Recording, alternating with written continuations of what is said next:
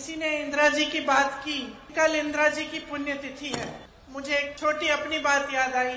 मैं 12 साल की थी। उस दिन सुबह 8 बजे मैं स्कूल जा रही थी, तो हम लोग इकट्ठे रहते थे। दादी के पास गई। स्कूल में एक प्रतियोगिता थी, उसके लिए मैंने दादी का एक झोला रखती थी, मैंने उनका झोला मांगा। नाटक की प्रतियोगिता थी। झोला मांगा दादी से और उनको प्यार से ऐसे पकड़ के बाय बाय बोल के स्कूल चली गई। तकरीबन 2 घंटे बाद हमें स्कूल से लेने के लिए सुरक्षा कर्मी आ गए। गाड़ियों में बिठाया। काफी इतने सारे सुरक्षा कर्मी मैंने जीवन में नहीं देखे थे। अचानक हमें घर ले गए। हमें मालूम नहीं था, राहुल को और मुझे, कि क्या हुआ। मैं 12 साल की थी, वो 14 साल का था। घर आए, गाड़ी से उतरे तो जमीन पे खून के बड़े बड़े धब्बे थे। उस समय हमें मालूम नहीं था कि हमारी दादी का खून था जो उस मिट्टी में मिल चुका था। अंदर गए, माता पिता नहीं थे।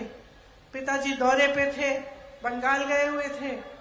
माताजी दादी को लेकर अस्पताल गई हुई थी। जब अंदर गए और पता चला कि दादी की हत्या की गई है, तो एक अजीब सा भय, अजीब सा दुख मन में जागा और ऐसे लगा कि क्या अगले दिन सुबह हो भी सकती है कि हमारी दादी, जो सिर्फ हमारी दादी नहीं थी लेकिन एक महान शख्सियत थी, क्या उनको इस तरह से कोई खत्म भी कर सकता है, और इतनी हिंसा से। और अक्सर मैं सोचती हूँ कि इतनी हिंसक घटना घटी हमारे साथ। हमारी दादी माँ समान थी हमारे, लेकिन कैसी देशभक्ति की भावना उन्होंने हमारे दिलों में डाली होगी कि 1 सेकंड के लिए, 1 मिनट के लिए हमारी इस देश में आस्था नहीं टूटी।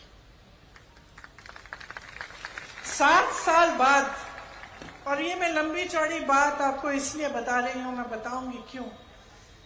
7 साल बाद मैं 19 साल की थी।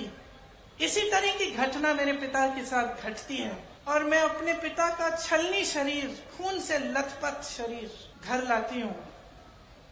फिर भी मेरी इस देश में आस्था नहीं टूटती, फिर भी देशभक्ति कम नहीं होती, बढ़ती चली जाती है। कैसी भावना होगी उन लोगों के दिल में कि हम बच्चों में उन्होंने ऐसी देशभक्ति की भावना डाल दी कि तब से लेकर अब तक ये टूट नहीं पाई।